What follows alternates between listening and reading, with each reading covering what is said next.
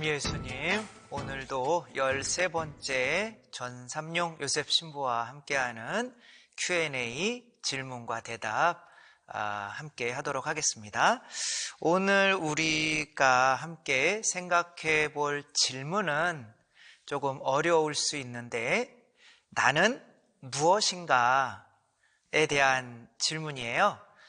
나는 무엇인가? 보통은 나는 누구인가? 이렇게 이야기를 하죠. 근데 우리는 나는 무엇인가? 왜냐하면 나는 누구인가? 라고 이렇게 물어보면 여러분은 뭐라고 대답하시겠어요? 나는 누구인가? 당신은 누구세요? 그러면 아이들은 누구누구의 부모님 이름을 대면서 자녀다, 이렇게 이야기할 수 있고, 근데 이제 그런 것들이 변하죠. 또 나는 누구누구의 아내, 나는 누구누구의 엄마, 아빠. 근데 그렇게 변하는 게 진짜 나인가?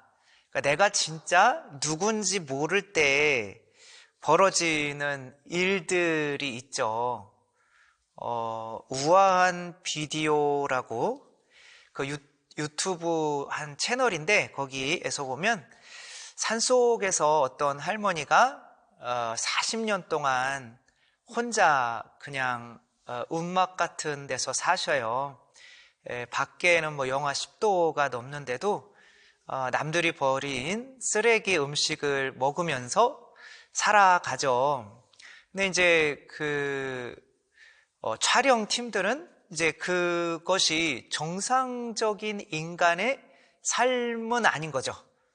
사람도 만나지 못하고 외롭게, 또 춥게, 그리고 다 허물어져 가서 언제 지붕이 무너져서 죽을지 모르는 그런 곳에 사는 게 과연 우리인가? 그래가지고 그분들이 밑에 내려가면 좋은 시설도 있고 거기에서 살도록 이렇게 종용을 하는데, 그분께서는 극구 안 내려가시려고 해요.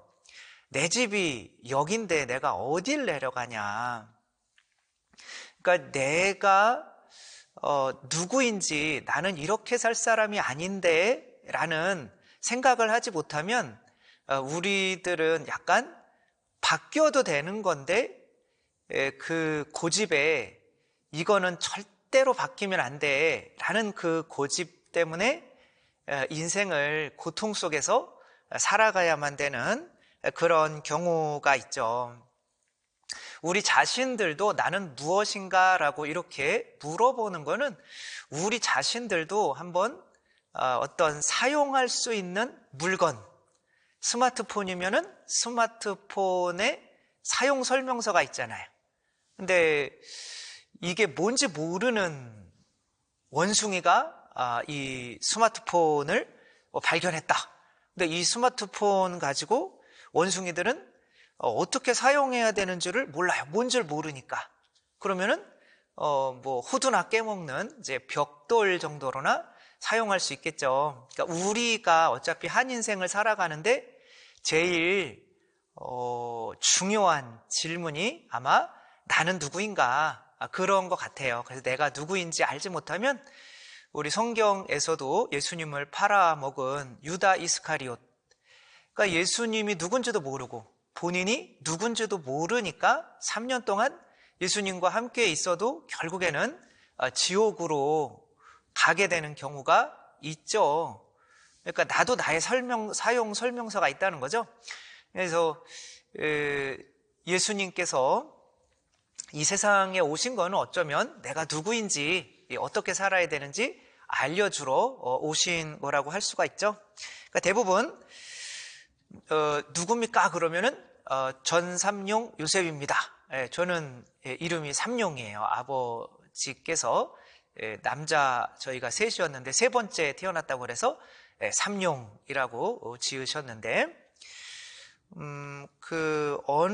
언젠가는 그 라디오에서 이름을 옛날에 바꿔줄 때는 이 법관이 그 이름을 바꿔도 된다라는 허가가 떨어져야 그렇게 할 수 있었는데, 제가 라디오 듣고 가고 있었는데 그 법관이 라디오에 나와가지고 아니 삼룡이만 아니면 되지 왜 자꾸 이름을 바꾸려고 하냐고 뭐 그랬던 기억이 나는데, 만약에 제 이름을 바꾸거나 아니면은 제 이름을 종이에 써가지고 그거를 찢어버리거나 그러면은 내가 없어지는 걸까요? 아니죠, 그렇죠? 이름이 내가 아니란 말이에요.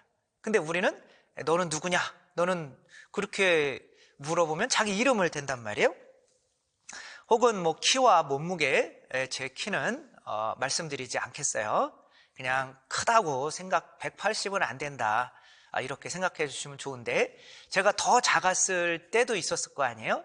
그러면은 그때는 제가 아니었을까요? 그때도 저였겠죠, 그렇죠? 그리고 그러면은 나는 어렸을 때부터 이걸 다 포함해 가지고 어렸을 때부터 태어나서 첫 기억부터 시작해 가지고 지금 내가 기억하는 게 나다. 결혼을 했어도 자식을 낳았어도 기억 상실증이 걸리면 내가 누구인지 모르잖아요. 근데 기억 상실증이 걸려서 진짜 아무것도 기억 못하면 그건 나 아닐까요? 아무것도 기억 못해도 여전히 나는 존재하잖아요. 혹은 내 감정, 나는 진짜 저 인간 미워 죽겠어, 나는 저 인간 미워 죽겠어, 이렇게 나는 미운 저 인간. 근데 뭐 안 미우면 나는 아닌가요? 그것도 아니죠, 그렇죠? 그러니까 생각도 자꾸 바뀌고, 우리가 욕구도, 아니면은 뭐 나는 이 부모님의 자식이야 그렇게 생각했다가 또 누구랑 결혼하면 누구의 아내네, 누구의 남편이네, 누구의 부모네, 또 직장에서는 사장님이네, 이런 명칭들도 관계를 통해서 나를 규정하는 것도 내가 아무 관계도 없이 아까 말씀드린 그분처럼 산속에서 40년 동안 그냥 홀로 살으면 나는 아닌가요? 그것은 아니죠, 그렇죠? 그러니까 우리를 이렇게 규정을 하는데 정말 헷갈려요. 내가 진짜 무엇인지. 그래서 우리 안에 변하는 내가 있고 변하지 않는 내가 있다라는 것부터 좀 생각을 해봤으면 구체적으로 내가 무엇인지 알 수 있을 것 같아요. 우리 몸 안에 세포가 뭐 어떤 분들은 60조 개, 뭐 어떤 분들은 뭐 70조 개라고 하는데 그 뭐 숫자는 상관없죠. 어차피 우리가 1000단위가 넘어가면은 뭐 숫자가 큰 관계가 없어요. 근데 조 단위로 넘어가면 70조 개의 이 세포들로 구성이 돼 있대요. 그리고 이 세포들이 어떤 것들은 빨리 죽고 새로운 게 생겨나죠.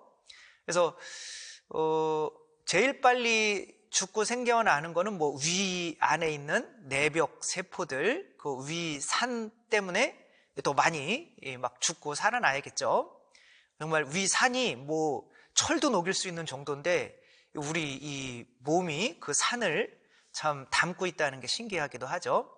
아니면 입천장 뜨거운 거 먹다가 벗겨져도 며칠 뒤면 금방 생겨나죠. 그런데 이제 뭐 좀 늦게 생겨나는 것도 있고, 근데 우리 몸에 그 60조 개의 세포가 7년이면 싹 바뀐다고 합니다.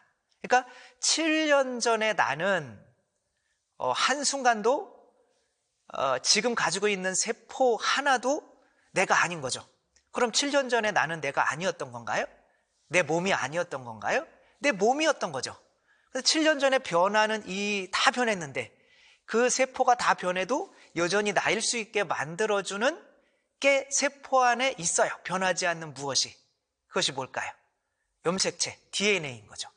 DNA는 어떤 내 몸이 재생될 때, 이렇게 세포가 이렇게 재생될 때, 그 DNA 세포 하나에서 나온 DNA로 또 저와 똑같은 복제 인간을, 몸을 만들 수 있다는 거 아니에요. 지금 윤리적인 문제 때문에 하고 있지는 못하지만 우리 안에, 그 세포 안에도, 우리 몸 안에도 변하지 않는 DNA가 있기 때문에 우리가 뭘 할 수가 있는 거예요? 죽었다가 깨어났다가 하면서 이 세포가 이렇게 몸이 성장을 할 수가 있게 되는 거죠. 근데 이게 단지 우리 몸 안에서만 일어나는 걸까? 근데 이제 우리가 물질적인 면, 나중에는 이제 한 4주 동안은 우리 인간이 뭔가 그거에 대해서 한번 이야기해 볼 건데, 우리 몸이 있지만 또 보이지 않는 어떤 부분도 우리 안에 반드시 있죠. 연결돼 있어요, 몸과. 여러분들이 신거 좋아하세요? 뭐죠? 아무튼 신레몬을 여러분들이 입에 이렇게 썰어가지고 넣고, 신레몬을 정말 상상을 잘 하셔야 되는데, 신레몬을 확 깨물어서 신레몬의 그 즙이 온 입안에 이렇게 퍼진다고 생각해 보세요. 그러면 신거를 조금 좋아하는 사람들도 그렇겠지만 싫어하는 사람들은 더 입안에 침이 많이 고이게 될 거예요. 근데 이제 침이라고 하는 것은 물질적인 거예요. 근데 내가 상상하는 것은 물질적인 게 아니에요. 그러니까 물질적인 게 아닌 어떤 상상이 내 안에, 아니면은 공포 영화를 한번 본다고 생각해 볼까요? 공포 영화를 보다가 보면 몸이 막 오싹해요. 소름이 막 돋아요. 이거는 몸에서 일어나는 물질적인 거죠. 근데 그 오싹한 이 공포나 이런 것들은 또 물질적인 게 아니에요. 가만히 보면 우리는 이 물질적인 몸과 나중에 이야기하게 될 영혼, 보이지 않는 어떤 것이 결합되어 있는 형태구나, 이렇게 생각할 수가 있겠죠. 그래서 이제 그러면 그 보이지 않는 부분에서도 변하는 부분이 있고 변하지 않는 부분이 있을 거다, 반드시. 이렇게 생각해 볼 필요가 있겠죠. 변하는 것은, 생각은 변할까요, 안 변할까요? 생각은 당연히 변하죠. 같은 생각만 하지는 않죠. 제가 사제가 되기 전에도 사제가 한번 돼볼까? 이런 생각을 했을 수가 있고, 또 사제가 되어서도 아니면은 결혼을 한번 해볼까? 이런 생각을 저는 해본 적은 없어요. 그렇지만 할 수도 있는 거죠. 그러니까 생각이나 감정 이런 것들은 다 변하죠. 근데 그게 변하지 않으려고 하면 사람이 어떻게 되겠어요? 망가지는 거죠.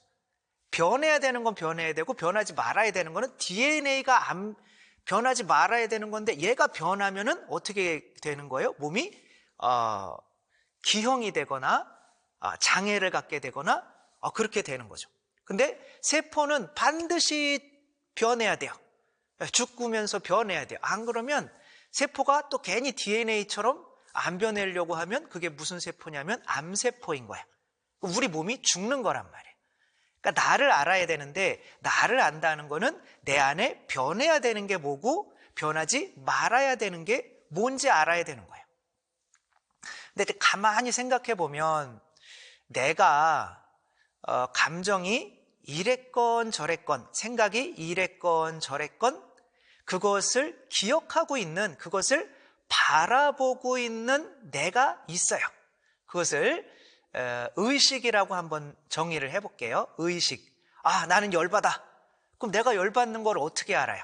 내가 쳐다보고 있는 거죠. 그러니까 내가 열받지만 그래도 가라앉혀야겠다라고 하는 어떤 나를, 그 열받는 나를 지켜보고 있는 또 다른 무언가가 있어요. 그것을 의식이라고 해요.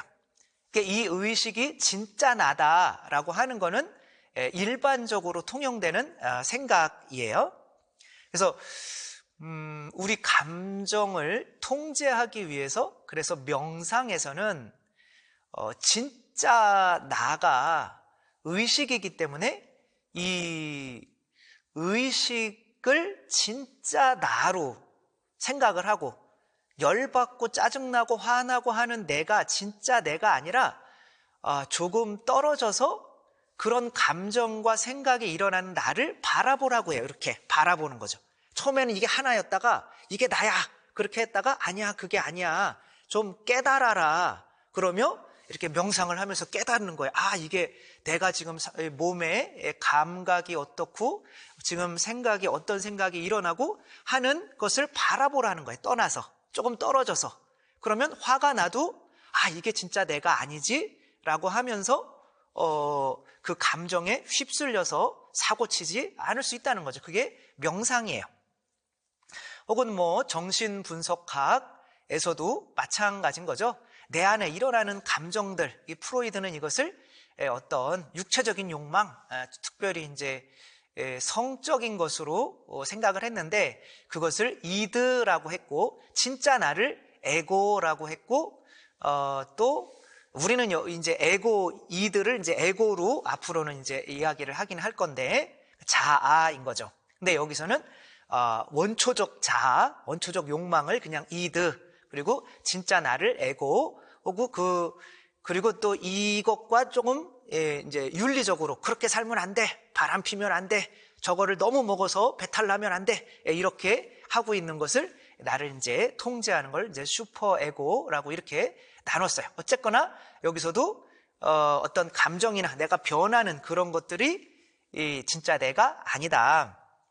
뭐 심리학도 마찬가지고 불교에서도 마찬가지야. 불교에서는 이 의식 자체도 중요한 게 아니다. 그 내가 화나고 짜증나고 이런 나를 바라보고 있는 이 의식 자체도 그러니까 이제 꿈을 꾸고 있는 건데 꿈에서 깨어나도 나는 별게 아니다. 뭐 이런 거예요. 그러니까 꿈을 꿀 때 꿈속에서 일어나는 것들로 열받거나 화나거나 뭐 즐겁거나 이런 거 하지 말라는 거죠. 왜냐하면 깨고 나면 그게 진짜 내가 아니니까. 그러니까 진짜 나인데 근데 이 진짜 나도 이 온 우주에서 이게 흩어졌다가 모아졌다가 흩어졌다 모아졌다 하는 거기 때문에 이것도 이렇게 큰 의미를 둘 필요가 없다. 근데 이제 불교가 워낙 오랜 장기간에 있기 때문에 이게 그냥 하나의 단편적인 거지 전체를 의미하지는 않아요. 근데 거기에서 더 나가서 이제 뉴에이지라고 하는 현대의 운동은 진짜 내가 누구냐라고 할 때 뉴에이지에서는 이 의식이 곧 우주다. 이 의식이 곧 신이다. 내가 의식이고 그래서 이거를 까먹고 있었는데 내가 신이었고 우주였고 그래서 이 의식이 모든 거를 이 우주를 만들어낸 거다. 내 의식이 없어지면 우주도 없어진다. 뭐 그러니까 거의 종교적으로 나가는 거죠. 어쨌거나 이 의식이라는 게 진짜 나는 무엇인가 라고 물을 때 이 의식이 진짜 나다라고 생각하는 게 옳고요. 그 의식이 진짜 나고 이 변하고 감정이나 생각이나 이게 진짜 나가 아니구나 라고 생각을 할 때는 정말 이 감정이나 이런 것에 휩쓸리지 않게 되고 이걸 명확히 가지고 있어야 내가 내 자신을 통제하고 또한 성장을 할 수가 있어요. 이름 없는 소녀라고 하는 이제 책을 쓴 마리나 체프먼이라고 하는 이제 분이 있어요. 이분은 어렸을 때 유괴를 당해가지고 이제 가다가 본인이 탈출을 했는데 정글 속에 떨어진 거예요. 이제 몇 살이었는지 뭐 잘 기억은 안 나지만 정글에 떨어져서 어떻게 뭐 먹을 것도 없고 배고파 죽겠는데 원숭이들이 있어가지고 원숭이들을 쫓아간 거죠. 그래서 원숭이들이 이제 먹는 거를 좀 먹으려고 했는데 이제 막 배고프니까 과일을 먹다가 보니까 그게 독초였던 거죠. 배탈이 났는데 어떤 좀 나이 든 원숭이가 이 마리나를 꾸정물을 가리키면서 이 꾸정물 먹어라고 하는 거예요. 그래서 이게 어떻게 하지? 그래서 꾸정물을 이렇게 먹었더니 그 안에 있는 것들이 다 토해내는 거죠. 그 원숭이들도 지혜로운 거죠. 그렇게 원숭이들이랑 몇 년을 살았어요. 그럼 본인이 뭔 줄 알까요? 원숭이인 줄 알겠죠. 그리고 이제 그러고 있다가 그 사냥꾼들에게 이제 이 사람인데 원숭이처럼 나무를 타고 있는 거예요. 그래가지고 이게 그 사람한테 이제 잡혔는데 이 인간들이 좋은 인간들은 아니었던 거죠. 이 영국으로 데리고 와서 이 여자아이를 사창가에 팔아넘겼어요. 이제 처음에는 인간이었다가 그 다음에는 원숭이인 줄 알았다가 이제는 이제 사창가에서 이제 말을 배우기 시작하는 거죠. 그러게 말을 사창가에서 그렇게 살다가 나는 이렇게 사는 사람인가? 라고 하다가 말을 배우고 생각을 배우고 내가 옛날에 엄마 아빠 밑에서 자랐었는데 그것을 깨닫고는 여기를 탈출을 해가지고 또 이제 결혼을 해서 지금은 어떤 아이들도 낳고 아주 잘 살고 있어요. 근데 이분이 이렇게 정체성이 많이 변해왔잖아요. 근데 변해오면서 이 모든 것을 기억하는 의식이라는 내가 있는 거죠. 그러니까 나는 아예 정해버렸다면 나는 원숭이야. 나는 몸 파는 사람이야. 아니면 이런 거를 내가 정해버렸다면 이 분은 진짜 온전한 삶으로 성장할 수가 없었겠죠. 이런 것들은 변해도 되는 거야. 그러며 더 나은 방향으로 이렇게 나아온 건데, 그렇다면 이제 결론적으로 그리스도교에서는 나를 뭐라고 하는지, 그리스도교에서는 나를 뭐라고 그러냐면 집이라고 그래요. 집. 예수님께서 요한복음 2장 13절에서 21절 사이에 성전을 정화하시죠. 거기에 장사꾼들을 쫓아내시고 정화하시면서 뭐라고 그러시냐면 내 아버지의 집을 장사하는 집으로 만들지 마라. 내 아버지의 집을 장사하는 집으로 만들지 마라. 그러니까 집인데 정체성이 변하는데 내가 주인을 뭐로 모시느냐에 따라서 개로 모시면 개집이 되고 뱀으로 모시면 뱀의 소굴이 되고 장사꾼으로 모시면은 장사꾼이 되고 하느님을 모시면은 하느님의 집이 된다는 거죠. 그러니까 이 집이라고 하는 것이 지금까지 우리가 얘기했던 의식인 거죠. 내 의식이 내 자신 안의 주인을 누구라고 생각하느냐에 따라서 내 자신이 결정이 되는 거죠.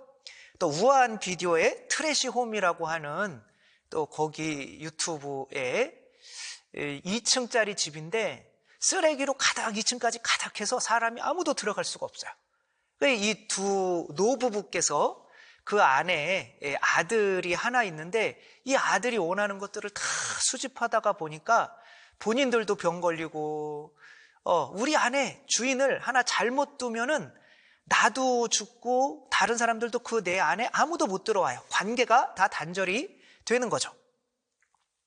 그래서 창세기에 보면 하와가 뱀과 대화를 나누어요. 하와가 뱀과 대화를 나누는데 그럼 여기서 의식, 집, 진짜 나는 무엇일까요? 바로 하와인 거죠. 그럼 뱀은 무엇일까요?